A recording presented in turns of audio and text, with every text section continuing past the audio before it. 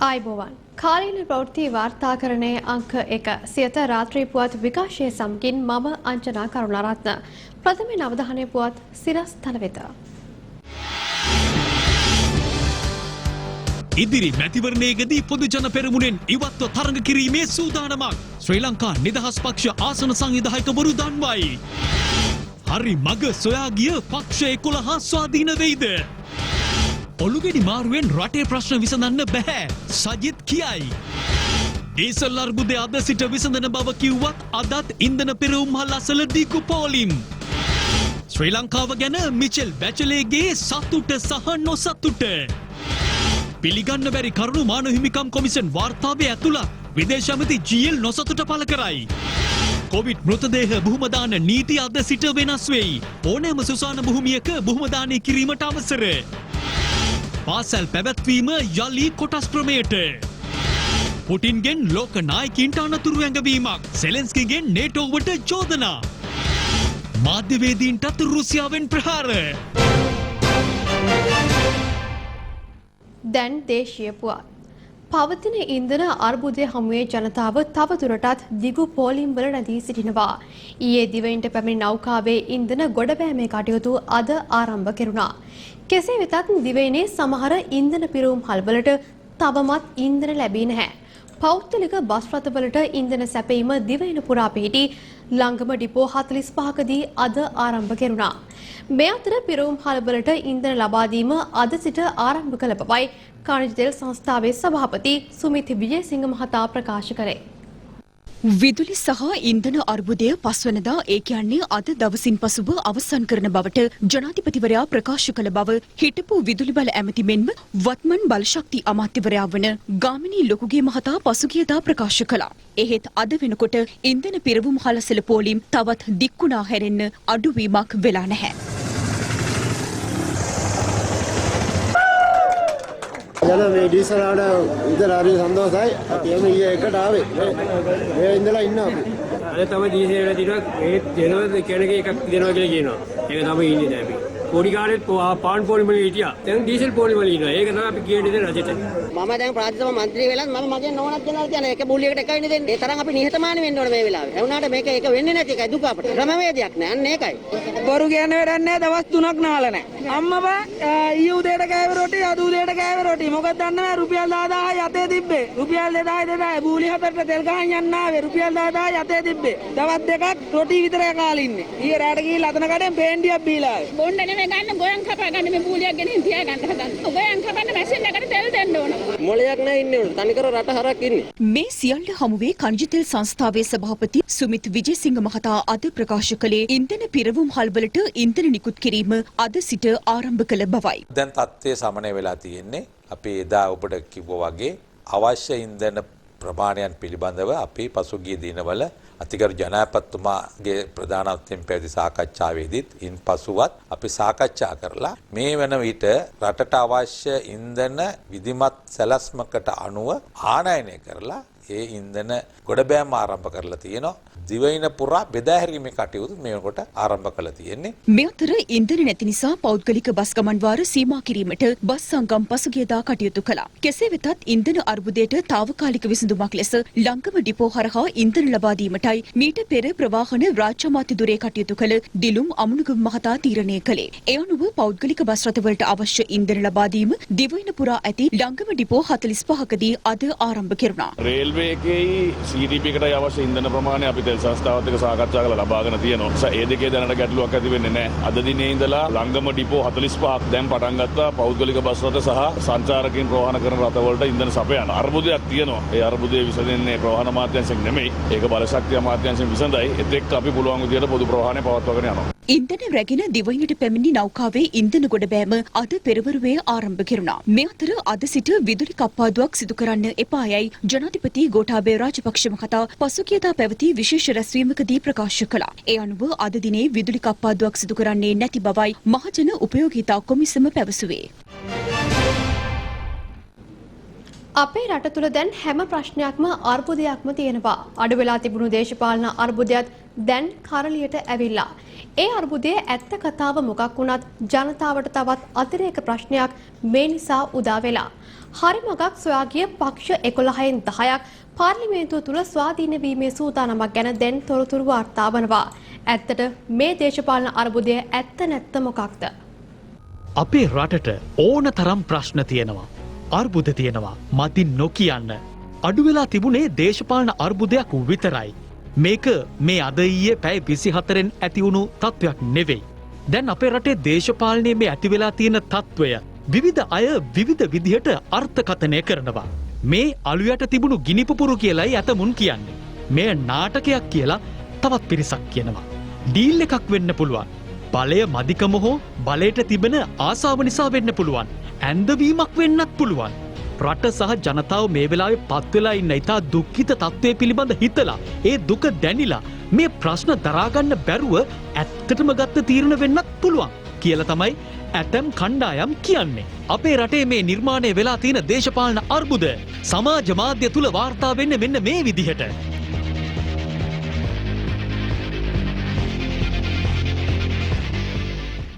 කොච්චර හැංගිලා වෙස් මුහුණු බැන්දත් නටන්න වෙන්නේ එලිපිට. ඒ නිසා මේකේ ඇත්ත නැත්ත කරලියට එයි ඊටාම ඉක්මනින්. හැබැයි රටේ මිනිස්සු තවදුරටත් අන්දන් නැතුව මුළු රටම හරි මගට මැයින් ප්‍රතිපත්ති ප්‍රකාශයක් එළිදැක්වීමට එක් වූ පක්ෂ 11න් 10ක සිටින මන්ත්‍රීවරුන් 16 දෙනෙක් ස්වාධීන වීමේ සූදානමක් ඇති බවට මේ වන විට තොරතුරු වාර්තා වෙමින් තිබෙනවා. ඒ උදේ ගම්මන්පිල සහ විමල් වීරවංශ යන අමාත්‍යවරුන් එම අමාත්‍ය දුහර වලින් ඉවත් කිරීමට ජනාධිපතිවරයා ගත්ත තීරණයෙන් පසුව එහි තවත් ප්‍රතිඵලයක් විදිහටයි. එහෙම වුණොත් ඇත්තටම ආණ්ඩුවේ 3/2 බලය අනිවාර්යෙන්ම අහිමි වෙනවා. මෙහෙම ගියාම ආණ්ඩුවට තියෙන ඔලුගෙඩි ගාන ක්‍රමක්‍රමයෙන් අඩු වෙගෙන යනවා. තාම ශ්‍රී ලංකා නිදහස් පක්ෂය මේ සම්බන්ධයෙන් අවසන් තීරණයක් ගෙන නැහැ.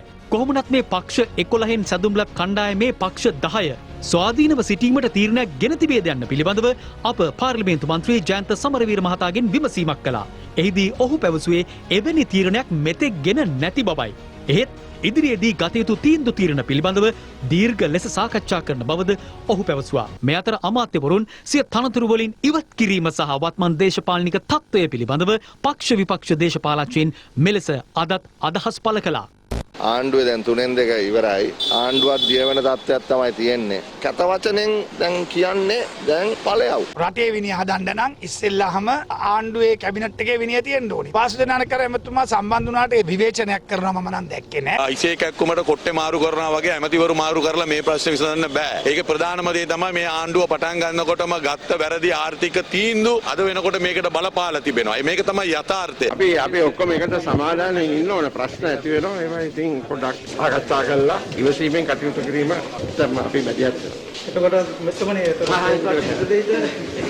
කලින්දම කිව්වා මේ ආණ්ඩුව දෙදරනවා කැඩෙනවා බිඳෙනවා වෙන් වෙනවා කියලා. ඒක තවදුරටත් වැඩි වෙනවා එන්න. ඒ නිසා සතුරා අපේ මිතුරෝ. එහෙම ප්‍රශ්න නැහැ. කිසිම විටක මහින්ද රාජපක්ෂ මැතිතුමාත් ගෝඨාභය රාජපක්ෂ මැතිතුමාගේ මේ ආණ්ඩුව වටන්න ශ්‍රී ලංකා පොදු ජන පෙරමුණේ മന്ത്രി කණ්ඩායම විදිහට අපි ඒක වටන්න දෙන්නේ නැහැ කියන සහතිකය අපි ලබා දෙනවා. විමල්ලට ওই වගේ කරා නම් ඉතුරු කට්ටියට මොනවද? 11 කට්ටියක් එකට එක්කව වෙලා ඒකෙන් දෙන්නෙක්ව ගහනකොට ඒ ඉතුරු කට්ටියට ඒක අනුව තීන්දුව ගන්න කොන්දක් නැත්තම් අපි ඒක වගේ කට්ටියත් එක්ක එකතු වෙලා වැඩක් තියෙනවා. ඛණ්ඩ ඕන වුණාම කවර ගොයක් තල ගොයා කරා ගන්නවා කියලා අපේ කතාවක් තියෙනවානේ. මේගොල්ලෝ කටවරද්දාගෙන කටයුතු කිරීම නිසා ආණ්ඩුවෙන් යන්න වෙලා තියෙනවා. ඒක දැන් බැසිල් රාජපක්ෂ මහත්මයා උඩින් තමයි අරින්න හදන්නේ. මේ ගත්ත තීරණය ශ්‍රී ලංකා නිදහස් පක්ෂයේ පක්ෂයක් විදියට හෙලා දකිනවා. ඉවත් කරන ලද ඇමතිවරුන් ගන්නා ලද ස්ථාවරය අපි අනුමත කරනවා විතරක් නෙවෙයි ඒ මත පෙනී හිටින්න අපි කැමති වෙලා තියෙනවා. දේශපාලන නායකත්වය කියන්නේ හුම්කන් දීමට හැකියවීම. අද නායකත්වයේ සැඟවුණු අමුත්ත වගේ වෙලා තියෙනවා. එහෙම රටක් ඉදිරියට යන්න අපහසුයි කියන එක තමයි මේ සිග්නල් වලින් ගම්‍ය වෙන්නේ. ආණ්ඩුවෙන් දැන් කොටසක් ගැලවිලා එළියට ඇවිල්ලා තියෙනවා. මම හිතන්නේ එතන මන්ත්‍රීව 30 ගණක් ඉන්නවා. තවත් වැඩි කොටසක් තව ඉදිරියේදී එයි. අපි ඔවුන්ට ආරාධනා කරනවා විපක්ෂයට එකතු වෙන්න. දැන් අපි ෆුට්බෝල් මැච් එකක් ගහනකොට අපි මැච් එක පෙරදීගෙන වගේ එනවා නම් අපිට අනිත් පැත්තේ ටීම් එකට පැනලා අපි ඒ ටීම් එකට සෙල්ලම් කරන්නේ නැහැ නේ. මේ කෙරුවේ ඒ වගේ වැඩක්. සාකච්ඡා කරලා මේ අයත් නැවත අපිත් එක තියා ගන්නවා නම් හොඳයි. නමුත් යනවයි කියලා බය කරපුවාම රජයේ ගමන් මාර්ගය වෙනස් කරන්න බෑ. මහජනයාට මේ ආණ්ඩුව මේ ජනාධිපති එපා වෙලා බොහොම කල්. එකම සිද්ධ වෙච්ච දේ තමයි දැන් පාර්ලිමේන්තුවේ බහුතරය තියෙනවාද කියලා ආණ්ඩුවට. එච්චරයි තියෙන්නේ. හැබැයි මේක මේ ආණ්ඩු මාරුවකින් වෙනස් කරන්න පුළුවන් තත්ත්වයක් එහෙම නෙවෙයි. අපි බලමු ඉතින් සෙල්ලමට අයින් කරාද අපි කෝකනක් බලමු. මේගොල්ලෝ අද ආණ්ඩුවෙන් එළියට ගිහිල්ලා ආණ්ඩුව ආරක්ෂා කරනවාද ආණ්ඩුව ගෙදර යවන්න කටයුතු කරනවාද කියලා අපි බලන් ඉඳමු. ඇත්තෙන්ම ආණ්ඩුවෙන් එළියට එන කට්ටියත් ඉතින් බලන්නේ යම් ඉදිරියේදී හරි වැඩපිළිවෙලක් තියෙන පක්ෂයට එකතු වෙන්නනේ. එක්සත් ජාතික පක්ෂයට ආර්ථික වශයෙන් අපිට ඒ වැඩපිළිවෙල තියෙනවා. ඒක ඒ විසඳුම් ටික එක්සත් ජාතික පක්ෂයට තියෙනවා. ඉතින් මම හිතනවා ඉදිරියේදී අපිත් එක්ක ආණ්ඩු පක්ෂයෙන් ඉවත් වෙන කට්ටිය පමණ නෙවෙයි අනිත් කට්ටියත් අපිත් එක්ක එකතු වෙයි කියලා අපි විශ්වාස කරනවා. විදුලි බල ඇමතුමා බලශක්තිය ඇමතුමා ජනතාව ඉස්සරහට ඇවිල්ලා අඬන එක නෙවෙයි කරන්න තිබුණේ. මේ අය මේ රංගපෑම කරන්නේ ඒ අයගේ ඡන්ද කොට වෙන තැනකට යයි කියලා ඒක ආරක්ෂා කර ගැනීම වෙනුවෙන් කියලා නම් අපිට හිතනවා. රජයේ හිතනවා නම් ගම්මන්පිල සහ විමල් කියන ඇමතිවරු දෙන්න අයින් කරලා දැන් අපිට කරන්න පුළුවන් අපි දැන් කරගෙන යනවා කියලා අපි පැහැදිලිවම රජයට කියන්න ඕනේ මේක කරන්න බෑ ආණ්ඩුවටම ගෙදර යන්න කියලා. මොකද ආණ්ඩුවේ නොහැකියාව දැන් පෙන්නලා ඉවරයි. ජනතාවගේ ප්‍රශ්න විසඳන්න නෙවෙයි මේ අමාත්‍යවරු මාරු කරලා තියෙන්නේ. ඒ ආණ්ඩුවේ ඇතුලේ තියෙන ප්‍රශ්න විසඳ ගන්න.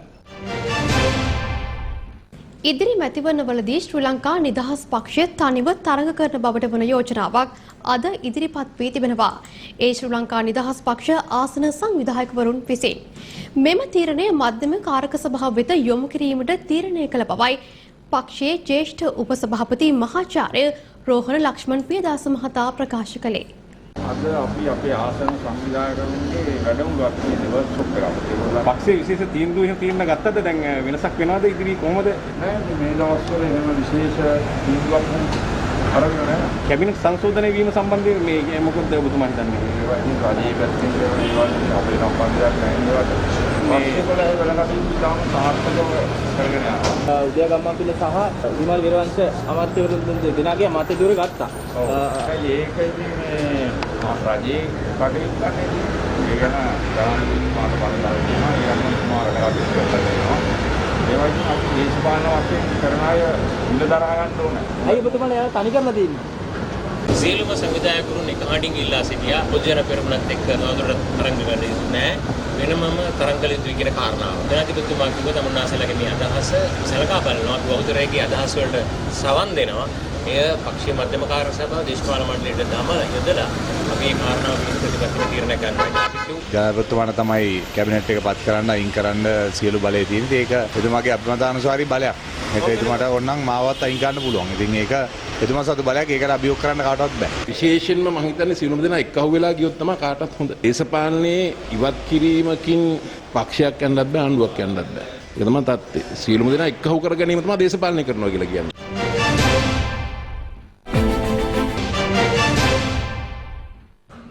නාරම්මල ප්‍රාදේශීය සභාවේ නව ගොඩනැගිල්ල විවෘත කිරීම අග්‍රාමාත්‍ය මහින්ද රාජපක්ෂ මහතාගේ ප්‍රධානත්වයෙන් අද සිදු වුණා. මෙම අවස්ථාවට අමාත්‍ය ජොන්ස්ටන් ප්‍රනාන්දු මහතා ඇතුළු රජයේ මැති ඇමතිවරුන් පිරිසක් එක්ව සිටියා. ප්‍රථමයෙන් සමරු පළකය නිරාවරණය කළ අග්‍රාමාත්‍යවරයා නාරම්බල ප්‍රාදේශීය සභා නව ගොඩනැගිල්ල විවෘත කළා. ඉන් අනතුරුව එම ප්‍රාදේශීය සභාවේ නිල වෙබ් අඩවි එළි දැක්වීමද සිදු වුණා. මෙම නව දෙමහල් ගොඩනැගිල්ල ඉදිකිරීම වෙනුවෙන් වැය කර ඇති මුදල රුපියල් මිලියන 133ක්. විවෘත කිරීම වලින් අනතුරුව අග්‍රාමාත්‍යවරයා ඇතුළු පිරිස උත්සව සභාව වෙත පැමිණියා. පහුගිය දවස්වල දන්නවා තෙල් අර්බුදයක් ගැන කතා වුණා. අත්වහාම අර්බුදයක් තිබුණේ නැහැ. යම් යම් වැරදි ප්‍රකාශ නිසා දවස් 4යි තියෙන්නේ දවස් 3යි තියෙන්නේ කියනකොට මිනිස්සු කලබල වෙනවා. අපි යුගවල අපි එක දවසේ තිබුණා. සමහර විට පැය 24යි තෙල් තිබුණා. නමුත් වාසනාවට නැව් ගෙන්නලා තිබුණා. ඒ නැවෙන් බාහන එක විතරයි කරන්න තිබුණේ. එවැනි අවස්ථාවලදී එහෙම යම් යම් ප්‍රකාශ කිරීමෙන් මම හිතන්නේ ඒක දේශපාලන වශයෙන් අවබෝධයක් නැමතකම හෝ පළපුරුද්දක් නැතිකම තුලින් ඇතිවෙච්ච සමහර දේවල් තුලින් තමයි මිනිස්සු කලබල වෙන්නේ අනවශ්‍ය විදිහට බිය වෙලා පෝලිං ඇතුලේ. රටේ ජනතාවගේ 98%ක් 99ක් අද විදුලිය තියෙනවා. අපිට ජලයත් ඒ විදිහට දිනු කරන්න ඕනේ. අපි මේ දරු පරපුර රැක ගැනීම සඳහා මත්කුඩුවල ව්‍යාපාරයට විරුද්ධව වැඩ කිරීමට පියවර ගත යුතු තියෙනවා. එහෙම නැති වුණොත් අපේ ජාතිය විනාශ කරන්න මේවා ගෙනෙන පිරිස් මර්ධනය කරේ නැත්නම් අනාගතේ අපේ දරු පරපුර රැක ගන්න අපිට බැරි වෙනවා. ජනාධිපතිතුමා හැම වෙලේම මහින්ද මහත්තයාගේ ප්‍රතිපත්තිය තමයි සැලුන් වල තියෙනවා එන්න පුළුවන් යන්න පුළුවන් ඒක තමයි එතුමාගේ ප්‍රතිපත්තිය. තෙල් ප්‍රශ්නේ විසඳෙනවා තෙල් ඇවිල්ලා තියෙන ඊළඟ තෙල් නැවත් එනවා. ඊටමත් වගකීමෙන් කියනවා මේ ආණ්ඩුව කිසිසේත්ම ජනතාව නැවත වාරයක් ප්‍රශ්න ඇති වෙන්න අපි ඉඩ දෙන්නේ නැහැ. ජනාධිපතිතුමා තීන්දුව කරුවා පස්සේ විදුලිය කපන්නේ නැහැ කියලා. වත්මන් ආණ්ඩුව ගෙන ආ සෞභාග්‍යයේ දැක්ම පොත කියවන්නට සිදුව ඇත්තේ කුප්පි ලාම්පු එළියෙන් බව විපක්ෂ නායක සජිත් ප්‍රේමදාස මහතා පවසනවා. ඒ බදුල්ල ප්‍රදේශයේ පැවති ලංකා ජාතික වතු කම්කරු සංගමයේ විශේෂ සම්මන්ත්‍රණයකට එක් වෙමින්. මේ ආණ්ඩුව හිතනවා අර ඇමතිකම වෙනස් කරාම මේ ඇමතිකම වෙනස් කරාම මේ විෂම චක්‍රය නතර වෙයි කියලා. මේ විෂම චක්‍රය නතර කරන්නට නම් අපිට සිද්ධ වෙනවා විද්‍යාව මත පදනම් වෙලා රට පාලනය කරන්න. තොරතුරු දත්ත දර්ශන ඉදිරි දැක්ම ප්‍රගතිශීලී ගමන මුල් කරගෙන රට පාලනය කරන්නට ඕන. හිටපු සෞඛ්‍ය ඇමතිනියට බාර දීලා තියනවලු ඇමතිකමක් පුදුම වෙන්න එපා. ට්‍රාන්ස්ෆෝමරයක් අරගෙන ගිහිල්ලා ගඟට වීසි කරලා විදුලි බල ප්‍රශ්නේ විසඳන්නට එතුමිය කටයුතු කරොත් ඒ කියන්නේ පුදුම වෙන්න එපා. 2019 දිනවපු සෞභාග්‍යයේ ඉදිරි දැක්ම පොත කියන්නත් කුප්පි ලාම්පුවක් අවශ්‍ය වෙලා තිබෙනවයි කියන එක අපිට කියන්න සිද්ධ වෙලා තිබෙනවා. ලයිට් නැතුව නිවෙස්වල ජනතාව ලත වෙනවා. දූ දරුවන්ට තමන්ගේ අධ්‍යාපනය කරගෙන යන්නට බැරුව විභාගවලට මුහුණ දෙන අපේ පාසල් සිසුදරු පරපුරට අද මුහුණ දෙන්න සිද්ධ වෙලා තිබෙන්නේ විභාග අභියෝගයට පමණක් නෙවෙයි ලයිට් කපන අභියෝගයටයි. සමගි වනිතා බලවේගයේ නියෝජනය කරන කාන්තාවන් පිරිසක් ජනාධිපති ගෝඨාභය රාජපක්ෂ මහතාගේ මිරිහාන පිහිටි නිවස ඉදිරිපිටට පැමිණ විරෝධතාවයක නිරත වුණා. ඒ කාන්තාවන් මුහුණ දෙන ගැටලු වලට විසඳුම් ඉල්ලමින් මේදී තරමක උණුසුම් තත්ත්වයක්ද හටගත්තා.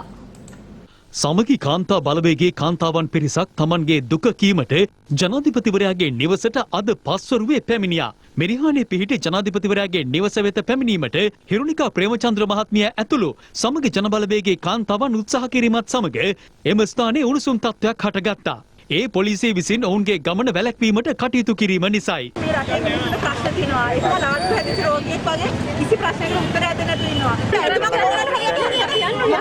අපිට මේ තියෙන ප්‍රශ්නේ එතුමත් එක්ක විශ්ල ගන්න. එතුමාට යන්න මොනවද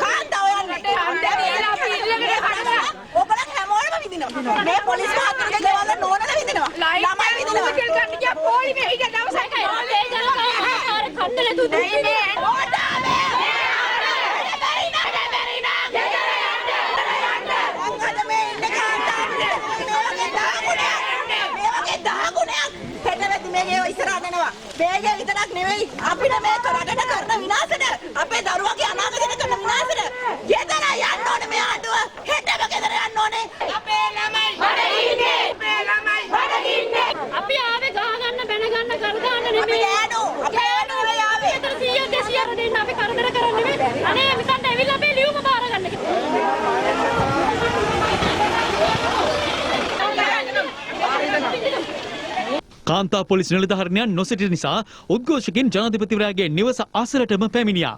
මද වේලාවකට පසු කාන්තා පොලිස් නිලධාරිණියන්ද එම ස්ථානයට පැමිණෙනු දක්නට ලැබුණා.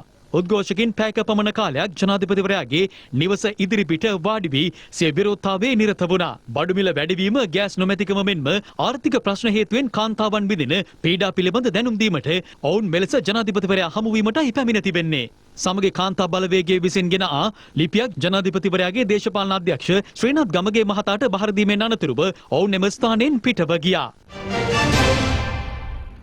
IMF ගියොත් සහ නොගියොත් වන දේ ගැන පැහැදිලි කිරීම සඳහා සමාජය තුළ සංවාදයක් ඇති කළ යුතු බව ජනතා විමුක්ති පෙරමුණේ නායක අනුර කුමාර දිසානායක මහතා පවසනවා. ඒ මහනුවර පැවති සම්මන්ත්‍රණයකට එක් වෙමින්. අපි දන්නා මේ මොහොතේ ජාත්‍යන්තර මූල්‍ය ආරම්භ වලට ගියොත් අපේ ආර්ථිකය කළමනාකරණය කරගෙන සඳහා ඒගොල්ලෝ ඉදිරිපත් කරන යෝජනා තුනක් තියෙනවා ප්‍රධාන. එක විනිමය අනුපාත පාවෙන්න අත්තරින්න. දැන් අපි හොඳට මෙහෙර වෙලා තියෙන දන් අත්තරෝ 260ට යනවා. ඒක අපේ ආර්ථිකයට කවර බලපෑමක් ඇති කරයිද කියලා බලන්න ඕනේ. දෙවෙනි යෝජනා ඉදිරිපත් කරන්නේ ආනයනික බැරියර් අයින් කරන්න. ඒගොල්ලෝ පෙන හිටින් ලෝක නිදහස් වෙළඳපොළක් වෙනුවෙන්. තුන්වෙනි එක රාජ්‍ය වියදම් කළමනාකරණය කරගන්න. ඒතකොට විශේෂයෙන් තෙල්, විදුලිය, ප්‍රවාහන වුන් සේවාවන්තු. මේවට ඒගොල්ලෝ අනිවාර්යයෙන් යෝජනා කරනවා. නිෂ්පාදන පිරිවැයට අනුව ගලපන්න. විදුලි ඒකකයක් නිෂ්පාදනය කරන්න කොච්චර වියදමක් යනවද? ඒ වියදමට විදුලි ඒකකෙ විකුණන්න. ඒ කියන්නේ පාඩු නොලබන තත්ත්වය ඇති කරන්න. ඩීසල් ලීටරයක් ගොඩ බාලා අපේ සෙඩ් එකට ගෙන කොච්චර වියදමක් වෙනද ඒ ගානට විකුණන්න. ඒක ජන ජීවිතේට කොච්චර බලපෑමක් ඇති කරයිද? IMF එකට යාම හරහා අපිට ඉදිරිපත් කරන යෝජනාවන් කවර බලපෑමක් ඇති කරයිද? අපිට නොගියොත් මොනවා වෙයිද? අපේ LC පිළිගන්නේ තත්ත්වයක් ඇති වෙයිද? අපිට ණය වාරිකය ගෙවා ගන්න බැරි වුණොත් බංකොලොත් වෙයිද? ඔන්න ඔය දෙක අපි හරියට සංසන්දනය කරන්න ඕනේ. ඒතර ඒකේ දත්ත තොරතුරු පුරවකතරන් ඔක්කොම තියෙන්නේ මහ බැංකුව සමුදල් අමාත්‍යාංශ සතු. ඒතර මහ බැංකුව සමුදල් අමාත්‍යාංශ අපි නම් ඉන්නේ මෙන්න මේ දෙපැත්ත අපි සංසන්දනය කිරීමට භාජනය කරනවා. භාජනය කළ රටට කියනවා. නොගියොත් මෙන්න අපිට ඇතිවන තත්ත්වය, ගියොත් මෙන්න අපිට ඇතිවන තත්ත්වය කියලා සමාජ සංවාදයක් අතලා අපි තීන්දුව ගන්නවා. මම හිතන්නේ ඒක තමයි ගන්න ඕන විශ්තු. මොකද ගියොත් ඇති වෙන පීඩනයට ජනතාව දැනගත යුතුයි. ඉතින් මම හිතන්නේ අර ජනප්‍රිය ලෙස ප්‍රතික්ෂේප කිරීමක් හෝ ජනප්‍රිය ලෙස පිළිගැනීමක් නෙමෙයි අපිට තියෙන්නේ. ඒක සංවාදයක් තුලින් ඇති කරගත යුතු කෙනෙක් ස්ථාවරය තමයි අපි ඉන්නේ.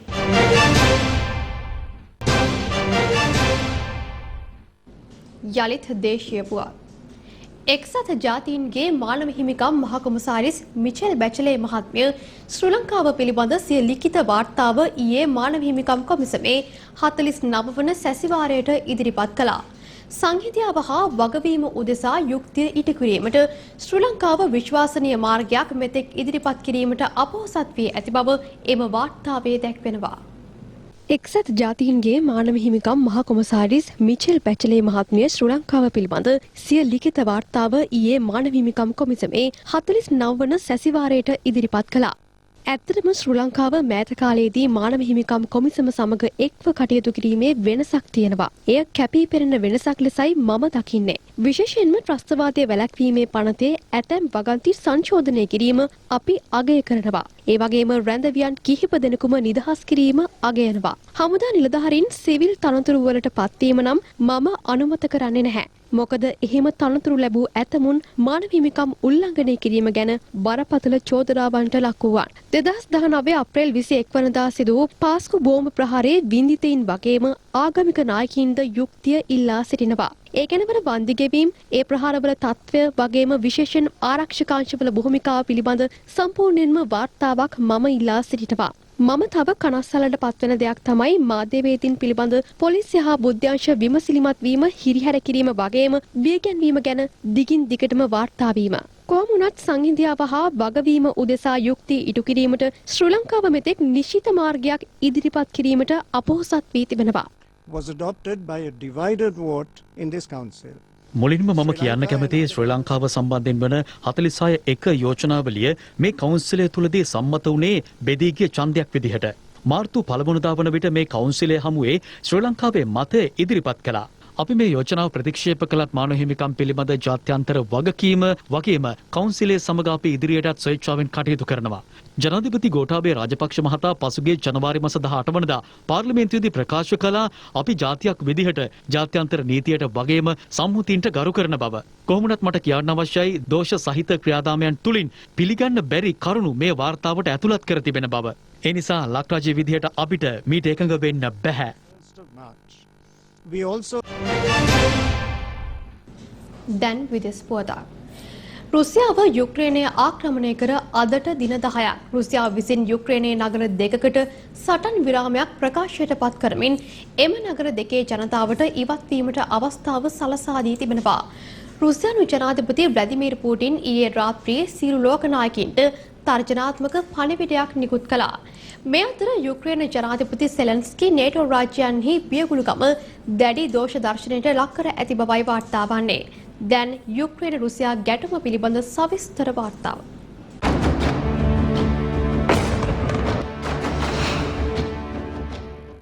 රුසියාව යුක්‍රේනය ආක්‍රමණය කොට අදට දින 10යි. තවමත් ආක්‍රමණික රුසියානු හමුදාවට යුක්‍රේනයේ අගනුවර වන කියෙව් වෙත ඇතුළු වීමට හැකි වී නැහැ. නොකඩවා එල්ලවන ෂෙල් වෙඩි සහ කාලතුවක්කු ප්‍රහාර නිසා විශාල පිරිසක් තුවාල ලබා හෝ මිය ගොස් ඇති බවයි වාර්තා වන්නේ. මියගිය හෝ තුවාල ලැබුවන් පිළිබඳ නිවැරදි සංඛ්‍යා ඉදිරිපත් කිරීමට කිසිවෙකුටත් මේ මොහොතේ හැකියාවක් නැහැ. විශේෂයෙන් තුවාල ලැබුවන්ට ප්‍රතිකාර කිරීමට හෝ ඉඩක් නැති බවයි යුක්‍රේනයෙන් වාර්තා වන්නේ. ඒ දිගින් දිගටම නොකඩවා එල්ලවන ෂෙල් සහ කාලතුවක්කු උණ්ඩ නිසයි. ගෙවුණු දින 10 සැසඳීමේදී රුසියාව සිදු කළ භයානකම ප්‍රහාරය ඊයේ එල්ල වුණා. ඒ යුරෝපයේ විශාලතම විදුලි උත්පාදන න්‍යෂ්ටික බලාගාරය වන සපොර්ෂියා වෙත පහර දීමයි. සපොර්ෂියාහි හටගත් ගින්න රුසියාවම නිමා දමා එහි පාලනය සියතට ගෙන තිබෙනවා. රුසියානු රූබලයද පහත වැටෙමින් තිබෙනවා. එවන් පසුබිමක සිටයි රුසියානු නායක පුටින් ලෝක නායකින් සාමාන්‍ය විදිහට රුසියාවට සලකන්නේ අනකිරීමක් කර ඇත්තේ. සැම්සන් ආයතනයේද සියලු නිෂ්පාදන රුසියාවට අලෙවි කිරීම නතර කර තිබෙනවා. මයික්‍රොසොෆ්ට් වැනි ලෝක ප්‍රසිද්ධ සන්නාමද රුසියාව වර්ජනය කර අවසන්. මේ අතර යුක්‍රේන ජනාධිපති සෙලන්ස්කි නේටෝව දැඩි ලෙස විවේචනය කර තිබෙනවා. සැබෑවටම රුසියාව යුක්‍රේනය ආක්‍රමණය කිරීමට ආසන්නම හේතුව වූයේ නේටෝ සමාජිකත්වයයි. යුක්‍රේනයේ නේටෝ සමාජිකත්වයේ ඉල්ලා සිටියා. රුසියාව නේටෝවට කිව්වේ යුක්‍රේනයට නේටෝ සමාජිකත්වය දෙන්න එපා කියලයි. එහිලා ඇමරිකාව ප්‍රමුඛ නේටෝ රටවල් දෙනවද නැද්ද නොකියා ඉතා නිහඬ පිළිවෙතක් අනුගමනය කළා. එය ආසන්නම හේතුවක් කරගනිමනුයි පුටින් යුක්‍රේනය ආක්‍රමණයට පියවර ගත්තේ. යුක්‍රේනයට නේටෝ සමාජිකත්වය ලැබුණෙත් නැහැ. නේටෝ සමාජිකත්වය නැති නිසා තම හමුදා යුක්‍රේනයට එවන්න බැහැ කියලත් අන්තිමට නේටෝව පැවසුවා. නේටෝව සහ ඇමරිකාව ප්‍රමුඛ බටහිර රටවල් ඇත්තටම යුක්‍රේන ආක්‍රමණයට වගකිව යුතු බවයි මධ්‍යස්ථ විචාරක මතය. යුක්‍රේන ජනාධිපති සෙලෙන්ස්කි නේටෝවෙන් රුසියාවට පූර්ණ පියාසර තහනම් කලාපයක් ඉල්ලා සිටියා. නමුත් නේටෝව ඊයේ ප්‍රකාශ කළේ රුසියාවට එරෙහි එවන් පූර්ණ ගුවන් තහනමක් පැනවුවහොත් එය යුරෝපයටම පූර්ණ යුද්ධයකට ගෙන යනු ඇති බවයි. ඒ නිසා පූර්ණ ගුවන් තහනමක් පැනවීම නේටෝව ප්‍රතික්ෂේප කර තිබෙනවා. ඊට වහා ප්‍රතිචාර දැක්වූ යුක්‍රේන ජනාධිපති සෙලෙන්ස්කි පවසා ඇත්තේ නේටෝවේ බියගළු බව ලැජ්ජාවට කරුණක් බවයි. එසේම සෙලෙන්ස්කි මෙසේද පවසා තිබෙනවා. නේටෝ සමාජිකයනි, මෙතැන් සිට මාගේ රටේ ජනතාවගෙන් පලා යන සෑම රුධිර බිඳුවකටම හේතුව ඔබයි. ඔබෙන් ලැබෙන ඩීසල් වලට මගේ රටේ ජනතාවගේ ලේ සමාන කරන්නේ කෙසේද කියලා දෙන්න කියලයි. යුක්‍රේනයේ ජනාධිපතිවරයා තැබූ තවත් ට්වීට් පණිවිඩයක සඳහන් වෙත්තේ ඔබ අපට වෙන දේ නැරඹිය යුතු නැත. ඔබ කළ යුත්තේ අපට උදව් කිරීමයි. නරඹන්නෙකු වෙන්න එපායයිද සෙලෙන්ස්කි සිය ට්වීට් පණිවිඩයේ සඳහන් කර තිබෙනවා. මේ අතර තම උපන් බිම වෙනුවෙන් සටනට යා නොහැකි සමහර යුක්‍රේනුවන් විදේශ රටවල සිට හඬා වැටෙමින් සිටිනවා. මේ වන විට වෙනත් රටවලට යාම සඳහා යුද්ධ මුක්ත කලාපයක් හෙවත් මානුෂීය කොරිඩෝවක් සඳහා රුසියාවද එකඟ වී තිබුණා. නමුත් රුසියානු හමුදාව එම මානුෂීය කොරිඩෝවටද පහර දෙන බවයි මරියුපොල් නගරාධිපතිවරයා පවසා ඇත්තේ. මරියුපොල් සහ වොල්නොවක්ෂාහි දරුවන් කාන්තාවන් වැඩිහිටියන් සඳහා අවශ්‍ය මානුෂීය ආධාර සැපයීමට ඉඩ දෙන ලෙසද සෙලෙන්ස්කි ඉල්ලා තිබෙනවා. යුක්‍රේන ජනාධිපති අද සූම් තාක්ෂණය ඔස්සේ සමහර යුරෝපීයන් ඇමතුවා. සමහර නගරවල යුක්‍රේනයට සහාය පළ කරමින් විශාල පිරිසක් විරෝධතාවල නිරත වෙනවා. යුරෝපයේ බොහෝ නගරවල ජනතාව එහිලා යුක්‍රේනයට සහාය පළ කරමින් සිටිනවා. මේ අතර යුක්‍රේනයේ සිටින ස්කයි මාධ්‍යවේදීන් රුසියානු ප්‍රහාරයකට ගොදුරු වූවා. නමුත් මාධ්‍යවේදීන් සියලු දෙනාටම දිවි ගලවා ගැනීමට හැකි වූ බවයි වාර්තා වන්නේ.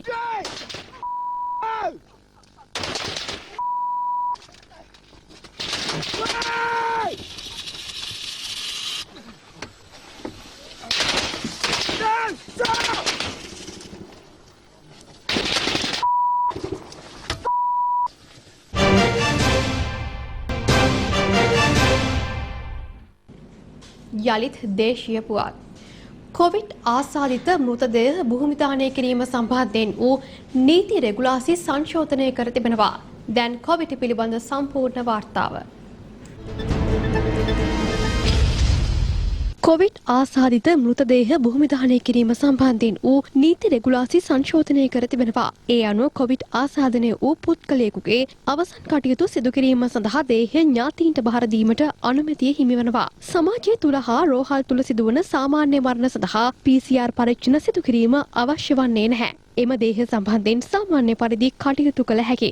එළඹෙන සඳුදා නැවත පාසල් ආරම්භ කිරීමට නියමිතයි. කොවිඩ් වසංගතය රට පුරා පැතිර යමින් තිබූ පසුගිය කාලයේදී සමස්ත පාසල් පද්ධතියම විවෘත කිරීමට බලධාරීන් කටයුතු කළා. කෙසේ වෙතත් මේ වන විට දෛනික කොවිඩ් රෝගීන් වාර්තා වීම අඩු වෙමින් තිබෙන පසුබිමක එළඹෙන සඳුදා සිට පාසල් පන්ති පැවැත්වීම කාණ්ඩ වශයෙන් සිදු කිරීමටයි අධ්‍යාපන බලධාරීන් තීරණය කර ඇත්තේ. ඒ අනුව පන්තියක ශිෂ්‍ය සංඛ්‍යාව 20ක් හෝ ඊට අඩු නම් සෑම දිනකම පන්ති පැවැත්විය හැකියි. ශිෂ්‍ය සංඛ්‍යාව 20ත් 40ත් අතර නම් සිසුන් කණ්ඩායම් දෙකකට වෙන් කර සතියක් හැර සතියක් පන්ති පැවැත්විය යුතුයි. සිසුන් 40ට වඩා වැඩි නම් සිසුන් කොටස් 3කට බෙදා පන්ති පැවැත්වීම සිදු කරන ලෙසටයි අධ්‍යාපන බලධාරීන් දැනුම් දී ඇත්තේ. මෙලෙස කාණ්ඩ වශයෙන් සිසුන් ගෙන්වීමේ පදනම ගැන අද ලංකා ගුරු සංගමේ ලේකම් ජෝසප් ස්ටාලින් මහතා ප්‍රශ්න කළා. කොවිඩ් වසංගතය ව්‍යාප්ත වෙන පසුබිමක අධ්‍යාපන අමාත්‍යාංශ සහ සෞඛ්‍ය අමාත්‍යාංශය සමස්ත ළමයි සංඛ්‍යාව පාසලට ගැදවන්න තීරණය කරලා තිබ්බේ. නිවාඩු දෙන්න ඉස්සෙල්ලා අපි දන්නවා සම්පූර්ණයෙන්ම සමස්ත පාසල් ළමයි සංඛ්‍යාව එකවර පාසලට ගෙන්නන්න තීරණය කරා සියලුම දෙනා විරුද්ධ වෙද්දී. එතකොට දැන් නැවත කොටස් වශයෙන් කැඳවන්න තියෙන පදනම මොකද්ද? දැන් මේක කිසි තේරුමක් නැහැනේ. අපි අහනවා මේ වගේ තීරණ ගත්තේ සෞඛ්‍ය බලධාරීන්ගේ අනුදැනුම මතද කියන කාරණා. මොකද අපි දැක්ක සෞඛ්‍ය බලධාරීන් සමස්ත කැඳවන්න කිව්වා. අපිට සැකයක් තියෙනවා මේ පාසල් කොටස් කරලා ආරම්භ කරන්න එකේ යටි අරමුණ යම් විදියකින් මේ ළමයි සීමා කිරීමද කියන ප්‍රශ්නේ අපිට තියෙන්නේ. අද ළමයි එක්ක සෙල්ලම් කරන්නද මේ ලෑස්ති වෙන්නේ. ඒක නිසා පාසල් ආරම්භ කිරීමේදී අවශ්‍ය පාසුකම්, ප්‍රමාණ පාසුකම් සඳහා අවශ්‍ය යෙදවුම් මේ සියල්ලට අවශ්‍ය ක්‍රියාමාර්ග ආණ්ඩුව ගන්න කියන කාරණාව අපි අවධාරණය කළා කියන්න කැමතියි. එම පුවතත් සමගින් අපගේ රාත්‍රී පුවත් විකාශය මින් නිමාවට පත්වනවා. ඔබට නිරෝගී බව හා ආරක්ෂාව.